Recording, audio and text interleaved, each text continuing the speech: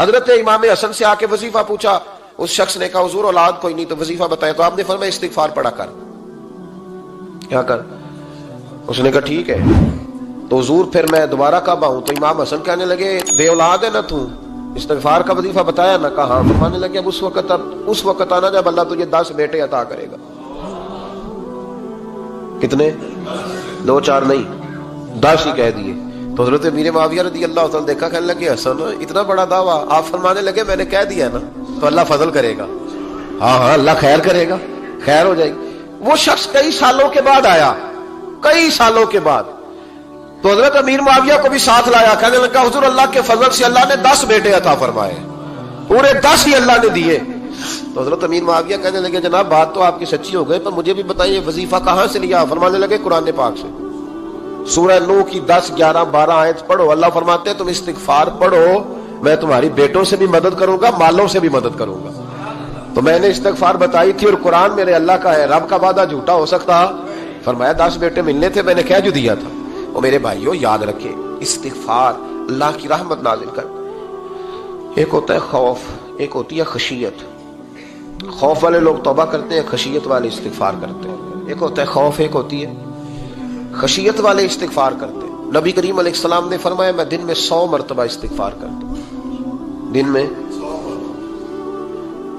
توبہ والا کہتا ہے کہ میں بھول گیا تھا، مجھے معافی مل جائے، اور خشیت والا کہتا ہے میرا یار ناراض نہ ہو جائے، وہ استغفار ہی کرتا رہتا ہے، وہ معافی حضرت رومی نے مثال دی ہے، فرماتے ایک عورت تھی تو بھیک مانگا کرتی تھی، ایک دن بادشاہ کے دروازے پہ بھیک مانگنے گئی تو بادشاہ کو پسند آ گئی، اس نے نکاح کر لیا۔ 20 کنیزائیں اس بی بی کے پاس تھی خدمت کرنے کے لیے، روٹی دینے کے لیے، کپڑا دینے کے لیے، لیکن وہ ہر وقت روتی رہتی تھی، ہر وقت روتی۔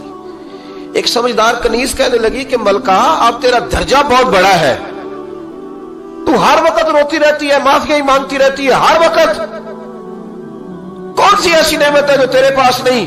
تو وہ کہنے لگی اس لیے تو روتی ہوں۔ کیا مانا؟ کہنے لگی اس لیے روتی ہوں کہ میں اس قابل نہیں تھی جو مجھے مل گیا، کہیں میرے سر کا سائیں ناراض نہ ہو جائے، وہ کہیں بگڑ نہ جائے، مجھے پتا ہے کہ میں کیا تھی اور مجھے کہاں تک پہنچا دیا، میں روتی اس لیے ہوں کہ کبھی کہیں وہ ناراض۔ حضرت عمر اس لیے روتے تھے کہ کہیں مصطفیٰ ناراض نہ ہو جائے، حضرت ابو بکر اس لیے تڑپتے تھے کہ کہیں اللہ کا فضل روٹھ نہ جائے۔ یہ جو مولا علی اپنے کمرے میں بیٹھ کے زور زور سے استغفار پڑھتے تو اس لیے نہیں کہ بڑے پاپ تھے جن کی معاذ اللہ معافی مانگتے تھے، اس لیے کہ رب رسول کہیں ناراض نہ ہو۔ خشیت تھی کہ جہاں ہم پہنچے ہوئے کہیں وہاں سے واپس۔ استغفار بندے کی اللہ سے صلح کرا دیتا ہے، بندے کی رب سے صلح ہو جاتی ہے جب استغفار۔ دیکھیں نا بڑی سادی سی بات ہے کہ 2 بھائی ناراض ہو تو بڑا کہتا ہے اس نے میری بے ادبی بڑی کی، تو چھوٹا اگر پاس آ جائے اور پیر پکڑ لے کہ چل یار معاف کر دے، تیرا بھائی نہیں۔ پتہ کیا ہوتا ہے؟ صرف معافی نہیں ملتی، ہاں صرف معافی نہیں، چھوٹے نے بے ادبی کر دی، بڑے کو تکلیف ہوئی، بات جب آگے بڑھی نا تو بڑے نے شکوہ کیا، جب لوگوں نے چھوٹے کو سمجھایا تو چھوٹا جب معافی مانگتا، ادھر دیکھو میری طرف، جب چھوٹا معافی مانگتا ہے نا اٹھ کے جاتا ہے اور بڑے کے پیر پکڑتا تو میرا معاف نہیں کرتا، بڑا رو بھی پڑتا ہے، بڑا رو بھی پڑتا ہے، اور وہ کہتا ہے کہ وہ میں اور تم اماں کے پاس اکٹھے بیٹھتے، ایک باپ کی موٹر سائیکل پہ اکٹھے بیٹھتے، تو تیرا اور میرا رشتہ یار تو نے یہ کیوں؟ وہ جو آنسو نکلتے ہیں نا وہ درد ہوتا ہے، وہ کیف ہوتا ہے، وہ سوز ہوتا ہے، وہ لذت ہوتی ہے، وہ پیار ہوتا ہے۔ رب کہتا ہے تو معافی مانگ، انہو کان غفارا، تو معافی مانگ، میں تجھے معاف بھی کروں گا، تیرے اوپر رحمت بھی فرماؤں گا، تیرے اوپر کرم نوازی بھی کروں گا، تجھے نواز دوں گا، تجھے عطا کروں گا۔ حضرت موسیٰ کلیم اللہ علیہ السلام کا زمانہ مبارکہ تھا، قحط پڑ گیا، بارش نہیں ہوتی۔ ہم لوگ نا اب تو خیر ہمارے پاکستان میں تو ٹیبل ٹاک ہوتی ہے، ٹاک شو ہوتے ہیں، ہمارے ہاں تو پتہ کیا جاتا ہے کہ بارش ہو کیوں نہیں رہی، پھر اس پہ یہ ہوتا ہے کہ دھواں بڑا چڑھ گیا ہے، حالات بڑے خراب ہیں، فلاں ایسے ہو گیا، قحط کا۔ ہم تو اسباب تلاش کرتے رہتے ہیں نا جی، پھوک بہت زیادہ ہے، فلاں چیز ایسے ہے، فلاں چیز ایسے، ہم تو یہ تلاش کرتے رہتے ہیں۔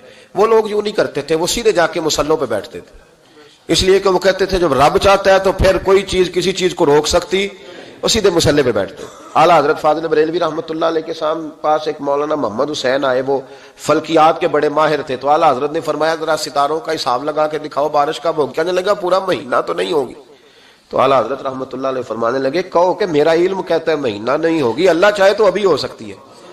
کہنے لگا جی وہ تو ٹھیک ہے پر میرا علم، وہ جیسے روز لوگوں نے پیر نیٹ ٹو شہنشاہ صاحب نہیں کھولے ہوتے کہ بارش کب آئے گی، اور اس کی طرف نہ دیکھ، مصلے پہ بیٹھ، مہربانی کر مصلے پہ بیٹھ، اللہ کی بارگاہ میں حاضر ہو، اس سے معافی مانگ، اسے منا تاکہ وہ رحمت کی بارش۔ کہنے لگا جی میرا علم کہتا ہے۔ تو اعلیٰ حضرت فرمانے لگے پھر وہی بات، تو کہے اللہ چاہے تو بارش ابھی، لیکن یہ جو اڑ گئے ہیں نا بیچارے، یہ اڑ ہی گئے ہیں، یہ جہاں الجھ گئے ہیں وہاں یہ لوگ الجھ گئے، اللہ ہمیں الجھنے سے محفوظ فرمائے۔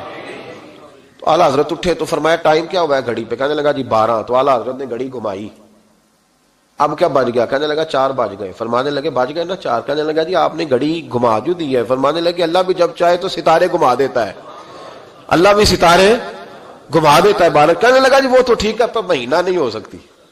اڑا ہوا بندہ، اس کا کوئی علاج ہے جو اڑ جو جائے؟ اس کے لیے قرآن کہتا ہے وَإِذَا خَاطَبَهُمُ الْجَاهِلُونَ قَالُوا سَلَامًا، اسے سلوٹ کرو دور سے، اسے کو تو جان اور تیرا۔ کہنے لگا جی ہو نہیں سکتی پورا مہینہ۔ فرمانے لگے یار تو جا اپنا کام کر۔ وہ شخص کہتا ہے میں نے دروازہ کھولا اعلیٰ حضرت کا، کمرے سے باہر نکلا تو تیز بارش ہو رہی، واپس آیا تو میں نے کہا احمد رضا یہ عقیدہ کہاں سے لیا ہے؟ فرمایا دروازہ مصطفیٰ سے لیا ہے صلی اللہ علیہ وسلم۔ تو یاد رکھیں کہ اللہ کو منانا چاہیے، استغفار کرنا چاہیے، اس کی برکات۔ حضرت موسیٰ ساری قوم کو لے کے نکل گئے۔ آؤ بھائی میدان میں اللہ کی بارگاہ میں استغفار کریں اور بارش کا سوال کریں، بارش مانگے۔ جب باہر نکلے دیر تک دعائیں ہوتی رہیں تو حضرت موسیٰ علیہ السلام کو رب کریم نے وحی فرمائی کہ موسیٰ آپ کی قوم میں نے ایک شخص ہے جس کو 40 سال ہو گئے نافرمانی کرتے، اس نے رب سے صلح نہیں کی۔ کتنے لوگ ہیں؟ ایک، اور 40 سال سے وہ نافرمان ہے، اس کو مجمع سے نکال دو بارش ہو جائے گی۔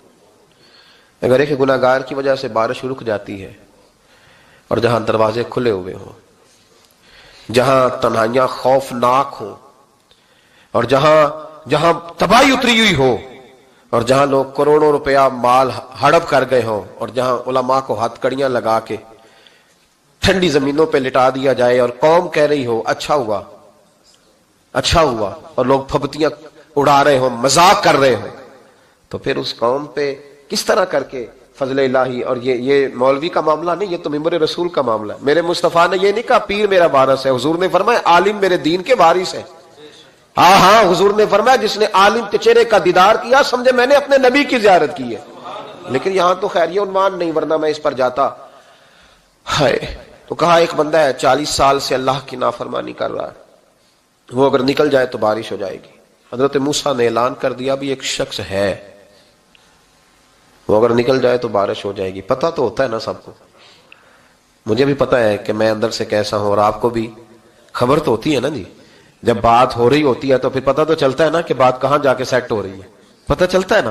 اسے بھی چل گیا پتہ، اب اندر ہی اندر رونے لگا۔ اور دیکھو امام رازی اور امام غزالی دونوں نے لکھا ہے کہ اس درد سے رویا، اس درد سے کہ ادھر والے کو بھی پتہ نہ چل جائے، مجمع کے اندر کھڑا ہے اور ادھر والے کو بھی استغفار، دیکھو ادھر والے کو بھی پتہ نہ چل جائے اور ادھر والے کو بھی کہیں ہجوم میں غم میں بھی توہین ضبط غم نہ ہوئی، ہم اس احتیاط سے روئے کہ آنکھ نم نہ ہوئی۔ ہجوم میں غم میں بھی توہین ضبط غم نہ ہوئی، ہم اس احتیاط سے روئے کہ آنکھ نم نہ ہوئی۔ روئے بھی پر کسی کو آنسو نہیں دیکھنے دیے۔ اب اس درد سے کہتا ہے اللہ تو معاف کرنے والا ہے نا، تو معاف کرتا ہے، پردہ پوشی کرتا ہے، اور مالک اگر لوگوں کو پتہ چل گیا تو میرے تو بچوں کا بھی جینا حرام کر دے گا، یا اللہ میری تو آنے والی نسل بھی تڑپ کے وقت گزارے گی۔ مالک تو معاف کر دیا کرتا ہے، لوگ نہیں معاف کرتے، اے اللہ یہ میری خوبیاں بھول جائیں گے، میری خامیوں پر بات، مالک میں یہ ذلت نہیں برداشت کر سکتا، فضل فرما۔ حضرت موسیٰ نے دوبارہ اعلان کیا نکلتے ہو کہ نہیں نکلتے؟ پھر تڑپا خدا بندہ مجھے بے آبرو نہ کر، یہ ذلت اور رسوائیاں یہ نہیں برداشت ہوتی، اللہ درگزر۔